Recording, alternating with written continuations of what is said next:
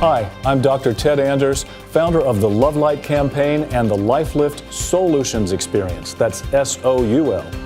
The Love Light campaign is not a political or religious organization. It is a voluntary virtual organization which exists in the hearts and minds of awakened people from all races, socioeconomic levels, and walks of life.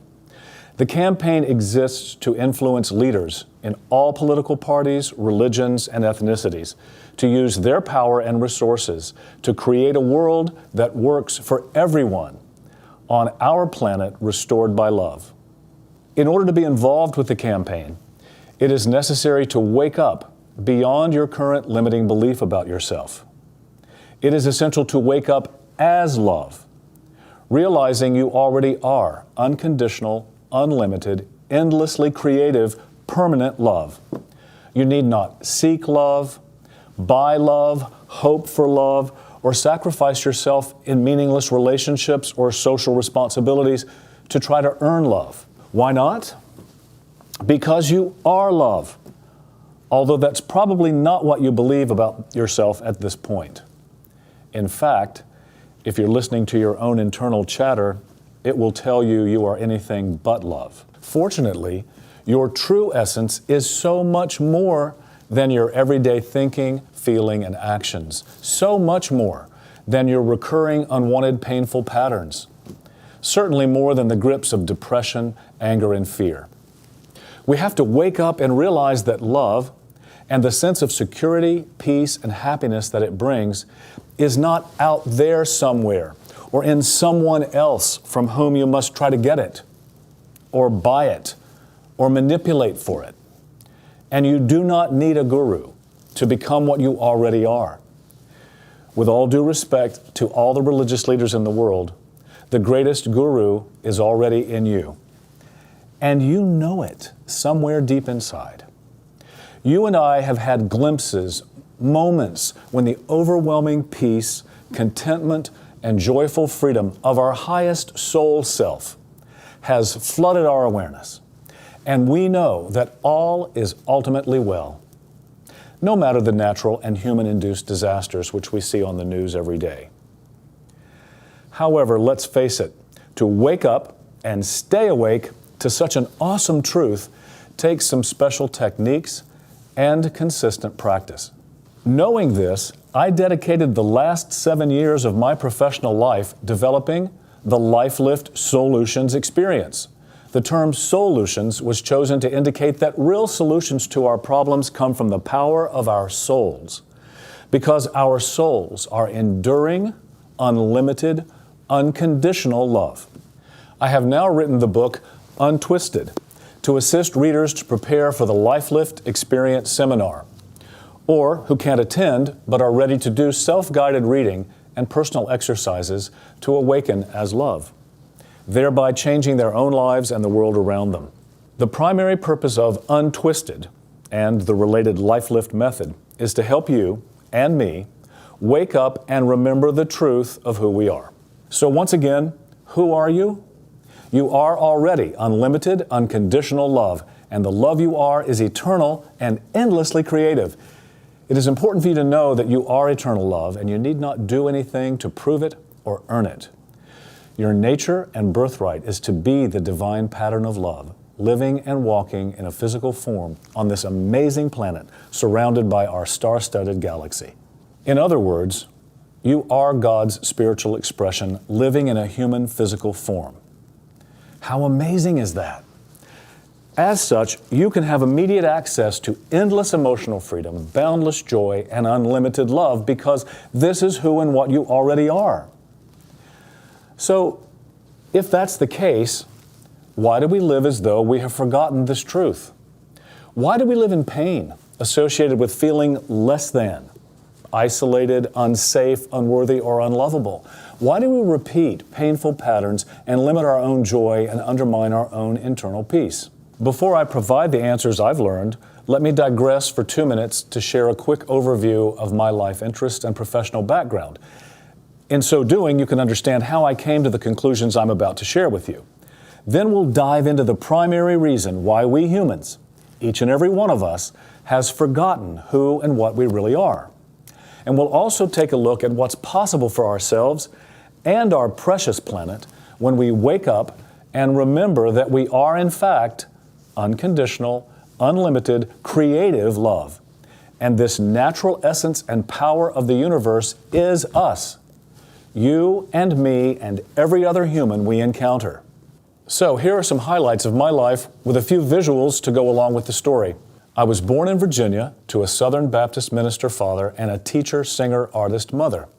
They taught us that the love of God dwells within us through the presence of the Holy Spirit.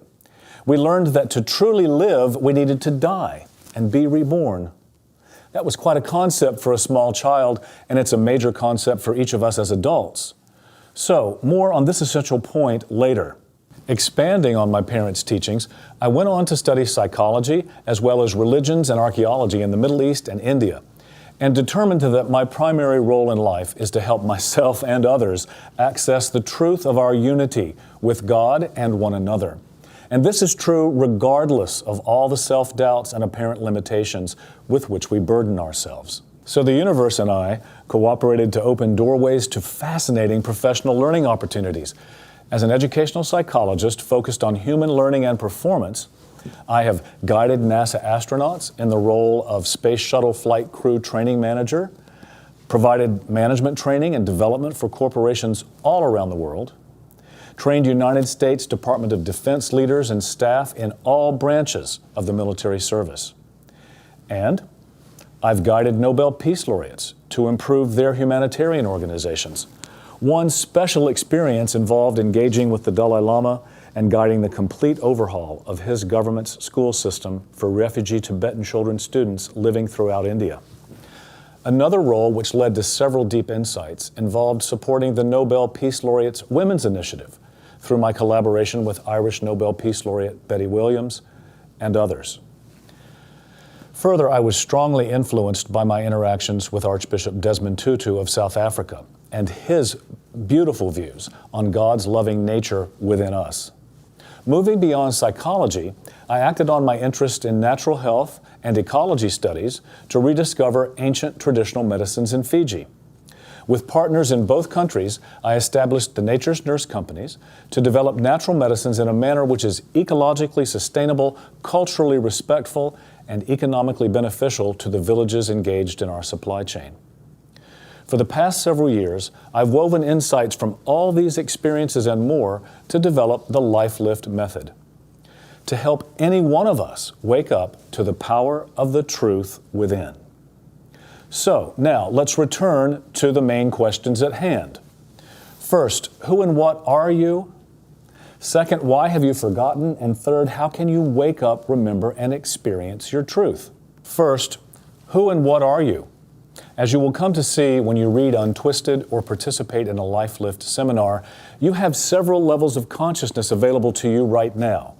In any moment, from the everyday awareness of your roles, thoughts, feelings, and actions in the world, to the protective, defensive ego self that guards you from pain and drives your internal self-talk constantly. And you have a higher awareness, which allows you to observe your ego and your everyday role-playing self. And this observer self is connected to the one universal or divine mind. You host it because you are it. The second question, why have you forgotten this essential fact? I'll tell you why. When our souls come into our bodies at conception, we are absolute, unconditional, unlimited love. And as such, we immediately begin sensing and holding our parents' deepest pain. Pain their own egos were constructed to never allow them to face. And because our brains are logic computers, we tell ourselves, since I'm sensing these feelings over and over again, they must be mine. And over the course of the first few years of our development, we unconsciously take on their pain. And we derive a belief about our own self, a belief which is false. Why? Because the pain we have been experiencing, sampling, sensing, is not even ours. It belongs to our parents and their ancestors. And yet, we hold on to it as though it is ours. And then, because the pain of doing so is too great, we build an ego to defend ourselves against the painful threats associated with the false belief. The false belief our own brains automatically induce from the experiences in the womb and onwards. Let me give you examples of beliefs that seminar participants identified. One woman wrote, "I am completely disgusting, and my very existence is a mistake." Another participant came to realize he believed, "I am totally at risk all the time because I am unable to control my life and my existence." It is important to know that if you observed these two people in their everyday lives, you would see the woman demonstrating deep, consistent, authentic, caring support for everyone in her life. So much so that she exhausts herself, stops eating right, gains weight, extreme weight, and becomes very unattractive. So obese that some people might actually use the term disgusting to describe her. The man would appear as the most successful, powerful businessman in his community. And you would see him pushing the limits of the law, social norms, and even good business practices to create excessive wealth and material security, to the point that he is in constant lawsuits, which put his empire at risk. From these two examples, you can probably already see how this natural developmental process, which involves us holding on to our parents' pain through the automatic construction of our own limiting, painful belief about ourselves, causes us to develop personalities and careers or life choices which are extremely opposite of the untrue, painful belief. And this, my friends, is what makes the whole natural process what I call imperfectly perfect. In other words, although the pain hurts, we can call this the imperfect part, if you like, it is an essential stimulus to cause the development of our personality tools and skills necessary to fulfill our life purpose.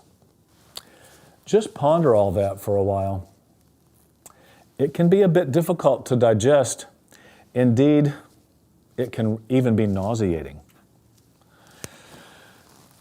As a result of these beliefs, we spend our lives running away from the pain associated with them. They are simply too threatening to the enjoyment and survival of daily life. So we create a steel wall of egoic defense to ensure the pain stays in a safe, controlled compartment of pain, which each of us instructs our ego to never let us feel. Therefore, our egos do just that. In almost every situation in our lives in which our egos feel we are at risk of feeling our deepest pain, which is not really ours, our ego self will go to almost any length, lying, stealing, cheating, self-abuse, addictions of all kinds, even murder and war, to ensure that its defenses remain in control, that its story of itself remains intact and true, which it's not. Now, here's a key insight into the Awakening as Love process. Ready? Listen thoroughly. To the degree we allow this belief to drive our life choices, we are each insane. Insane, you say? Yes, insane. Because we are making all our life decisions, using up all our valuable life energy to avoid pain which isn't even ours. Pain based on a belief we created about ourselves, which is completely false. If we can face this fact with a bit of humor, it makes waking up a little easier. Yes, we are all running around in a crazed delusion of our own making because our eternal soul self loves so completely, so unconditionally, without limits, we were willing to hold on to our parents' pain with them, to try to control it and maximize the exchange of love between all members of our soul family. If you think about it, this is absolutely awesome. What is also awesome is what we experience when we reassign the ego to a support role in our lives and allow love to live as us. The byline of my book states, "How to use the power of love to heal your emotional pain." The answer is to let love use you. And that can't be done until your pain is so great that you are finally willing to let your ego go. Imagine the freedom you can feel when you are free from the constructed belief. That's what happens when you let go of your ego story. Or, from my childhood background, Jesus of Nazareth taught, when you are willing to die to yourself, he meant your ego-based defensive story, and be reborn, you almost instantly remember who and what you are, and it is glorious. Well, we are almost out of time for this presentation, so let me begin to move towards its closure by addressing the third question. How can we wake up, remember, and experience ourselves as love? It's actually quite simple.